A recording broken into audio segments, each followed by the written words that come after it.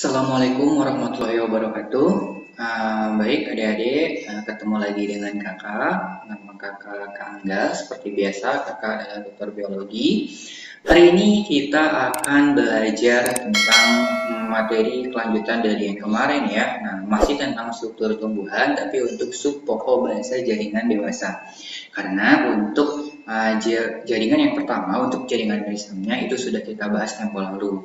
Jadi kalau ada yang belum nonton, silahkan tonton video kakak yang sebelumnya. Baik, sampai di sini apakah adik-adik sudah siap? Kalau sudah siap, kita mulai saja ya.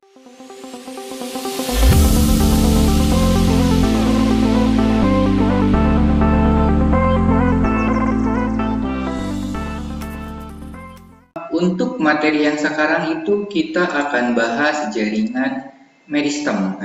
Jaringan dewasanya. Nah, ini adalah jaringan dewasanya ya. Nah, disampaikannya oleh kakak sendiri, Angga Hidayatul Anwar.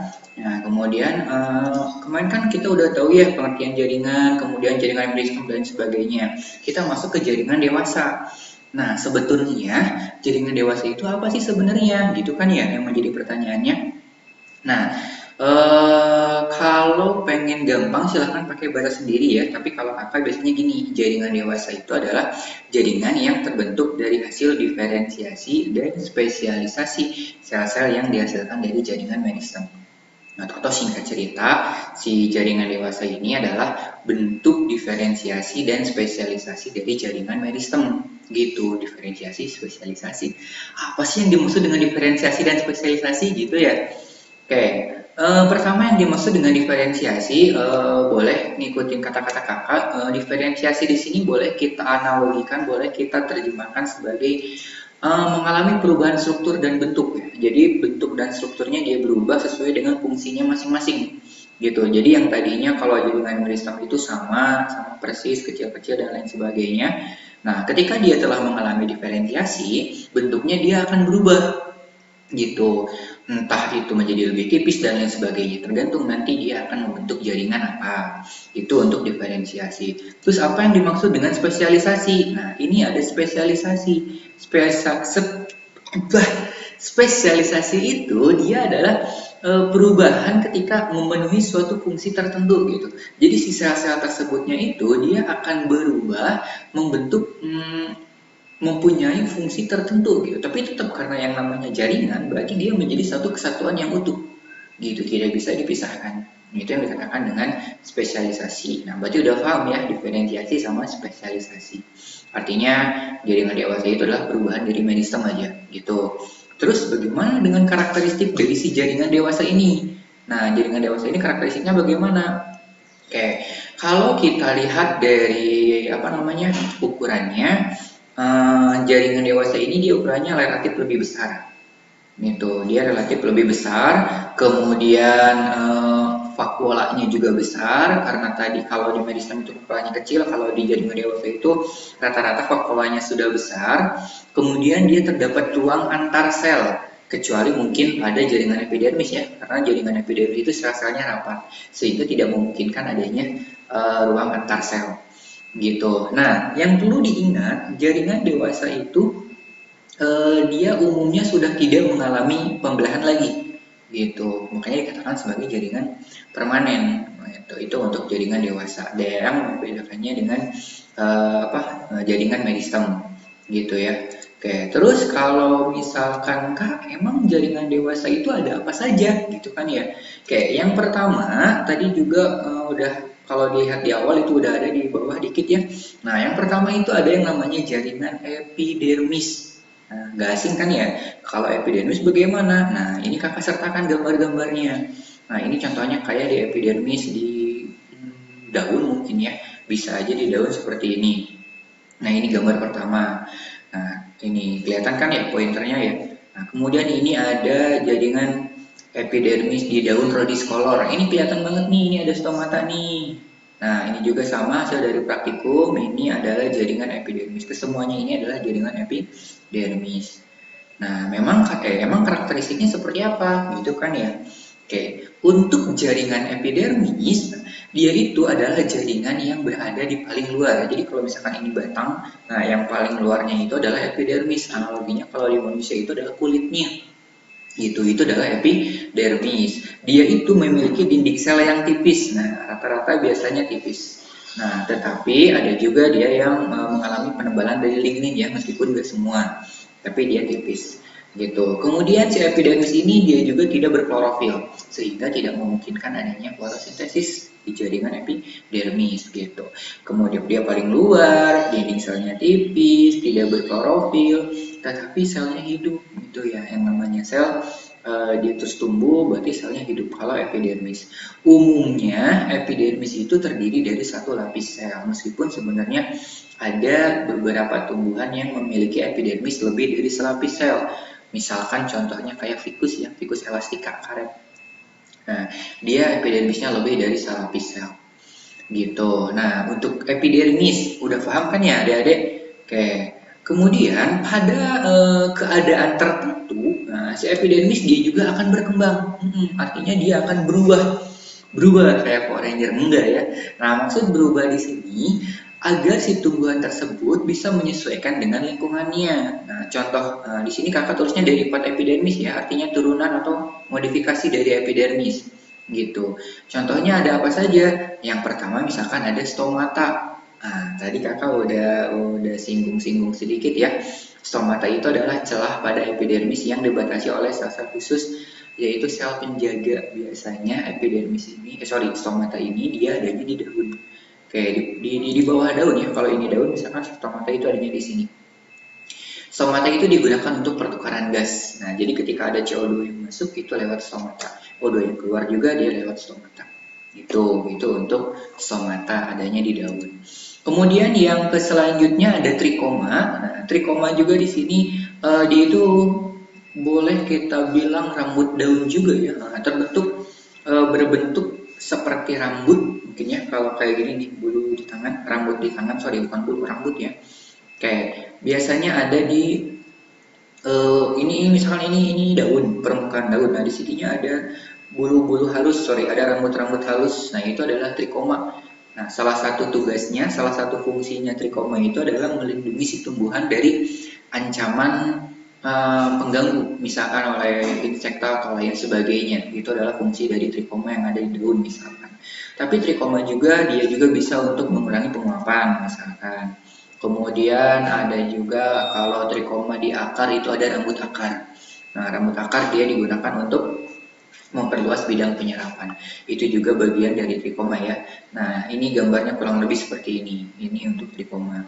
Kemudian yang ketiga itu ada sel kipas atau buliform.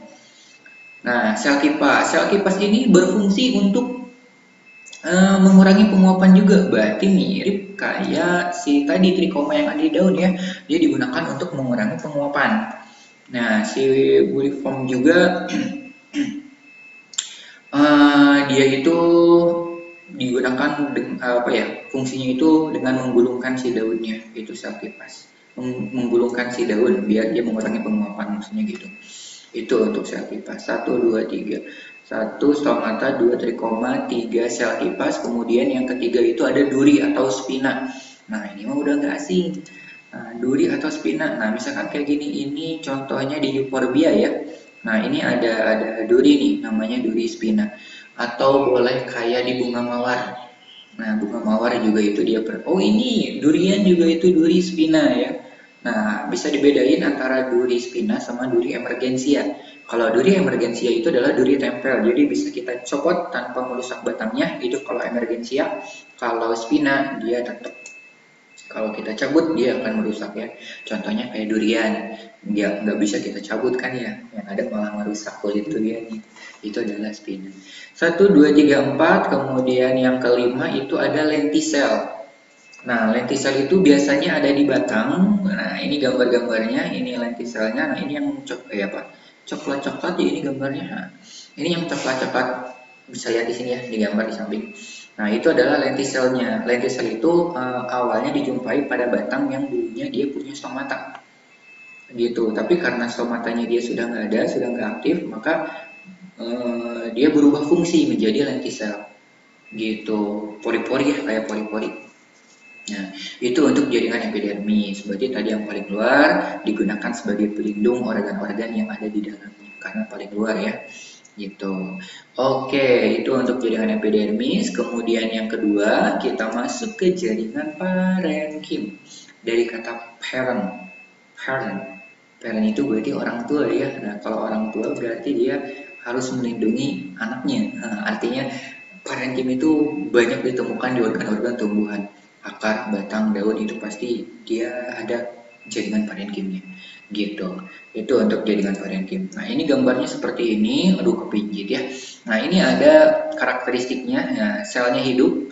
Parenkim itu dia selnya hidup. Nah, kemudian selanjutnya segi banyak. Nah, atau bahkan bulat, ini segi banyak, bulat, bla bla bla, enggak rata ya. Nah, kemudian memiliki ruang antar sel. Nah, ini celah-celah antar selnya yang ini. Nah, ini adalah celah-celah antar sel. Kemudian struktur morfologi dan fisiologinya bervariasi tergantung si parenkim tersebut berada di organ apa. Dan ada juga beberapa parenkim yang bermodifikasi juga, misalkan kayak parenkim untuk fotosintesis namanya klorenkim ya, karena dia memiliki klorofil. Misalkan adanya di mesofil daun misalkan. Kemudian ada juga parenkim yang digunakan untuk apa itu teh, menyimpan cadangan udara, aerenkim misalkan. Berarti kalau gitu fungsi utama dari parenkim ini adalah menyimpan cadangan makanan ya, untuk penyimpanan cadangan makanannya gitu. Kemudian, nah tadi kakak bilang ditemukan di berbagai bagian tumbuhan, akar, batang, dan daun ada ya. Gitu, makanya dikatakan sebagai parenkim gitu. Nah tadi fungsinya digunakan untuk menghasil dan menyimpan cadangan makanan. Misalkan yang penghasil itu tadi ada klorofil, parenkim fotosintesis ya, klorenkim. Itu adalah untuk jaringan parenkim. Kemudian yang selanjutnya setelah ada jaringan parenkim, yang ketiga itu ada jaringan penyokong.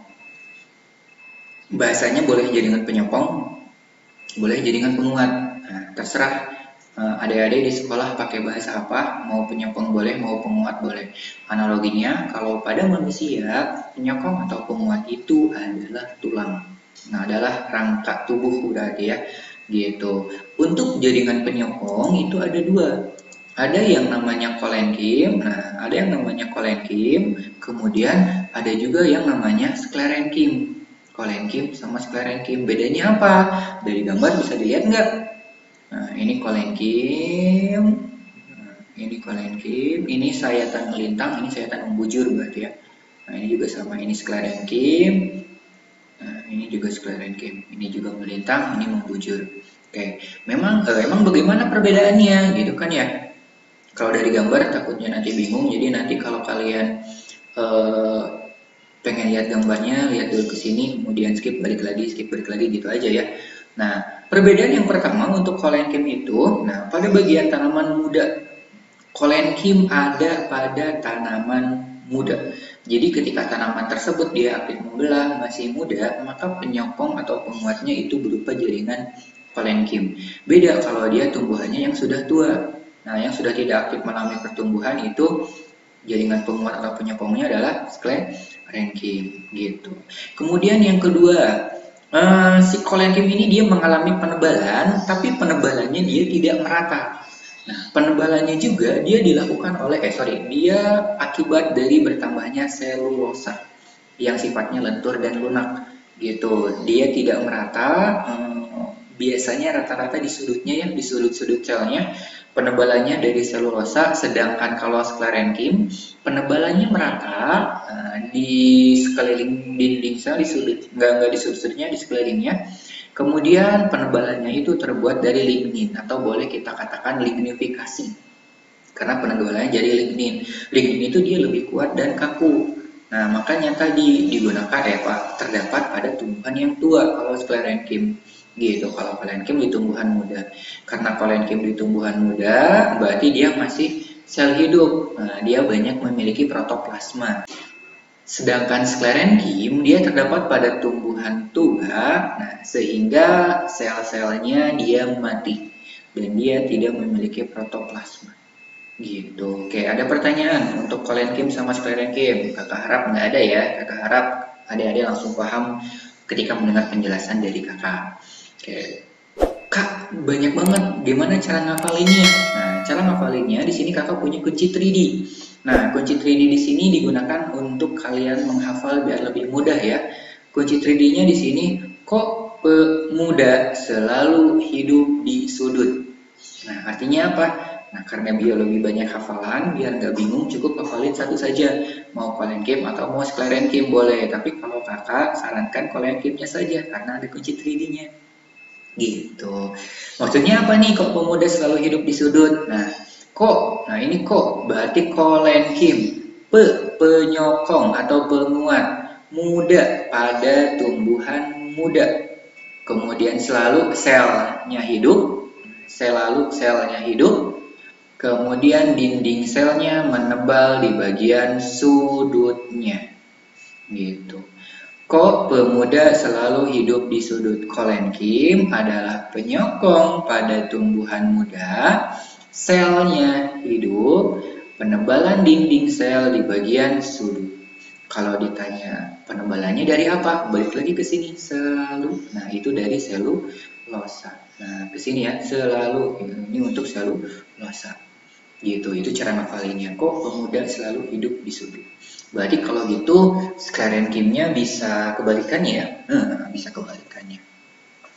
Oke, itu untuk jaringan penyokong dan jaringan penguat. Yang terakhir itu ada yang namanya jaringan pengangkut atau jaringan vaskular juga boleh ya. Di SMP juga udah jaringan pengangkut itu ada dua, betul, ada silem sama ada flum. Gitu, ada silem, ada flum. Dan ini juga udah nggak asing bagi kita, benar. Silem itu digunakan untuk mengangkut air dan garam-garam mineral dari akar menuju ke daun yang nantinya akan digunakan untuk proses fotosintesis. Sedangkan si flum dia digunakan untuk mengangkut hasil fotosintesis dari daun menuju ke seluruh tubuh. Itu kita lihat perbedaan berdasarkan fungsinya. Kalau kita lihat perbedaan berdasarkan unsur-unsur penyusunnya, nah ini mungkin yang baru ya, karena di SMP nggak ada. Kalau si silem itu tersusun atas unsur-unsur trakeal, unsur-unsur trakeal. Nah, unsur-unsur trakeal. Unsur-unsur trakeal di sini itu terdiri dari trakea dan trakeid. Trakea dan trakeid. Trakea dan trakeid ini dia adalah sel mati, ya. Dua-duanya sel mati. Jadi dia tidak bersitoplasma. Nah, yang terkandungnya itu tinggal si dindingnya saja ya, dindingnya yang kosong. Itu untuk trakea dan trakeid. Gitu. Nah, yang spesial dari trakea dan trakeid biasanya kalau trakea itu dia banyak ditemukan di bukan banyak ya. Trakea itu ditemukan di tumbuhan Angiospermae. Jadi untuk Gymnospermae memang nggak ada. Nah, tapi Gymnospermae juga ada. Gymnospermae itu salah satunya ada di Genetum genemon, di Genetophyta atau di melinjo. Itu hanya ada di sepuh Genetophyta. Itu kalau untuk trakea. Selebihnya mah di Gymnospermae nggak ada ya, hanya di Angiospermae saja. Sedangkan kalau trakeidnya, nah ini, trakeidnya itu dia ada di semua spermatofita, semua divisi spermatofita. Spermatofita itu kingdom divisi spermatofita ya, tumbuhan berbiji itu ditemukan. Kemudian selain ada unsur trakea, di silem juga itu ada serabut silemnya. Serabut silemnya sama ada parenkim silem. Nah, di sini juga ada parenkim kan ya, karena tadi kakak bilang parenkim itu ada di berbagai organ gitu. Biasanya silem ini ukurannya berbeda-beda ya tergantung jenis tumbuhannya. Tapi rata-rata biasanya diameter dari silem itu berkisar antara 20 sampai 700 mikrometer. Itu kalau untuk silem. Kemudian kalau untuk flum, unsur penyusunnya itu ada unsur tapis atau pembuluh tapis ya. Nah, yang ini juga yang membedakan antara flum dengan silem. Si pembuluh tapis ini kurang lebih ukuran diameternya sekitar 25 mikrometer ya, 25 mikrometer gitu. Dia bersitoplasma tapi tanpa inti gitu. Nah, jadi si tapis itu dia punya sitoplasma tapi tidak punya inti sel. Kemudian ada sel pengiring, kemudian ada atau sel pengiring itu sel kompanion ya. Kompanion sel, serabut flum, ini ada serabutnya, ada sklereid sama ada parenkim flumnya juga. Itu untuk pembuluh berarti ya. Oke, bagaimana strukturnya? Nah, kalian bisa lihat di sini. Nah, ini adalah struktur dari xilem. Kemudian yang ini adalah pembuluh flum. Kalian bisa lihat di gambar di samping ya, samping kanan kakak. Ini untuk xilemnya yang ini. Kemudian kalau untuk flumnya yang ini, gitu. Kakak lihatnya ke monitor biar jelas. Bisa takutnya kakak salah nunjuk. Gitu. Itu kalau untuk xilem sama flum ya. Nah, berbicara masalah pembuluh, ada beberapa tipe pembuluh di tumbuhan. Nah, apa aja sih tipe pembuluh yang ada di tumbuhan gitu kan ya? Nah, tipe-tipe berkas pembuluhnya, yang itu ada yang bentuknya kayak gini. Di luar ada flum, kemudian di sininya ada xilem, di sini juga ya. Di sini ada flum, di sini ada xilem. Nah, lebih jelasnya di sini lihat di gambar. Nah, tetapi di sini di tengahnya itu ada kambium. Nah, kalau tipe yang A, kalau pengen gambar jelasnya ini, kalau pada tumbuhan biasanya seperti ini. Nah, ketika ada flum, kemudian ada kambium, kemudian ada xilem, itu dikatakan sebagai tipe kolateral terbuka. Kolateral terbuka. Kalau di sini tidak ada xilem, tidak ada kambium, berarti cuma flum sama xilem, kambiumnya tidak ada, berarti itu kolateral tertutup. Nah, biasanya kalau si kolateral terbuka itu adanya di tumbuhan dikotil dan sebagian tumbuhan dan di tumbuhan gimnosperma ya gitu. Kalau di monokotil itu tidak ada. Monokotil itu tipe pembuluhnya adalah kolateral tertutup gitu. Kemudian ada juga yang dikatakan bikolateral. Bikolateral di sini itu adalah terjadi ketika ada flum, xilem, ada flum lagi. Di tengah-tengahnya itu ada kambium. Ini flum, ini kambium, ini xilem, ini kambium, ini flum. Itu adalah bikolateral gitu. Untuk bikolateral itu formasinya seperti ini. Itu kalau untuk kolateral. Jadi kalau kolateral ada 3 ya, terbuka, tertutup, sama bikolateral. Kemudian yang kedua itu ada konsentris. Nah, yang namanya konsentris berarti terpusat, konsentris, gitulah pokoknya. Kalau konsentris itu ada 2, ada amfifasal sama amfikribal. Ini bisa ngebedain ya. Amfifasal xilem di luar, flum di dalam. Kalau amfikribal itu kebalikannya, xilemnya yang di luar, kebalik, flumnya yang di luar, xilemnya yang di dalam. Gitu kakak ulangi. Kalau amfifasal, xilem di luar, flum di dalam, ini flum. Kalau amfikribal, xilem yang di dalam, ini xilem yang di dalam, kemudian flumnya yang di luar. Itu kalau untuk konsentris. Kemudian ada satu lagi radial. Kalau radial dia juga memutar ya. Kalau radial mah dia memutar. Kebetulan gambarnya kakak lupa masukin. Nanti deh kalau ada pertanyaan silahkan tanyain sama kakak aja ya. Nah, kalau radial mah yang jelas xilem dan flumnya dia bergantian, kemudian berputar kayak lingkaran. Dia berputar ya, xilem dan flumnya. Itu kalau untuk tipe-tipe berkas pembuluh. Oke, sampai sini kakak rasa materinya sudah cukup. Seperti biasa, kalau materinya sudah beres, kakak selalu mengingatkan untuk sholat. Iya, untuk sholat. Soal latihan. Ada beberapa soal latihan ya. Soal yang pertama, di antara jaringan-jaringan berikut ini, yang sel-selnya mempunyai kemampuan membelah terus-menerus adalah apakah A. kolenkim, B. sklerenkim, C. flum, C. velum, atau D. flum, atau E. velogen. Yang manakah yang aktif membelah terus-menerus? Berarti ini mah nyambung ke materi yang pertama ya, nyambung ke materi yang sebelumnya. Jaringan yang terus-menerus membelah itu adalah jaringan meristem. Yang mana di sini yang jaringan meristem, gitu kan? Kolenkim itu dewasa, sklerenkim juga dewasa, velum itu derivat perubahan juga dari meristem ya. Flum itu juga dewasa, berarti jawabannya adalah. Nah, berarti jawabannya adalah velogen. Nah, berarti jawabannya adalah velogen ya. Kolenkim itu penguat penyokong pada tumbuhan muda, sklerenkim itu penguat penyokong pada tumbuhan tua. Velum itu adalah velogen yang bermodifikasi ke arah luar membentuk velum, ke arah dalam membentuk velodem. Kalau flum itu adalah berkas pembuluh, dia juga jaringan dewasa. Oke, berarti nomor 1 jawabannya E. Nomor 2. Apabila ditemukan adanya kambium di antara xilem dan flum, maka disebut, berarti ini berbicara masalah tipe pembuluh ya. Masih hangat banget karena barusan dibahasnya. Gitu. Tipe pembuluh apa? Apakah A kolateral, B konsentris tertutup, konsentris terbuka, kolateral tertutup, atau kolateral terbuka? Nah, berarti ada flum, ada xilem, di tengah-tengahnya ada kambium. Oh, berarti kalau gitu kolateral terbuka. Itu jawabannya. Berarti jawabannya adalah yang E. Gitu. Kolateral kan itu umum ya, ada kolateral terbuka, ada kolateral tertutup, sama ada bikolateral. Kalau konsentris itu bukan konsentris tertutup sama konsentris terbuka, tapi adanya amfikribal sama amfifasal. Amfikribal kalau silemnya di dalam, amfifasal kalau silemnya di luar. Gitu. Oke, sampai sini udah beres adik-adik. Kakak rasa adik-adik cukup paham dengan materi yang kakak sampaikan ya. Oke, sampai berjumpa di pertemuan selanjutnya. Jangan lupa tonton video-video kakak yang lainnya. Kalau ada yang ditanyakan, silakan ditanyakan. Dan sampai bertemu di pertemuan selanjutnya. Bye-bye.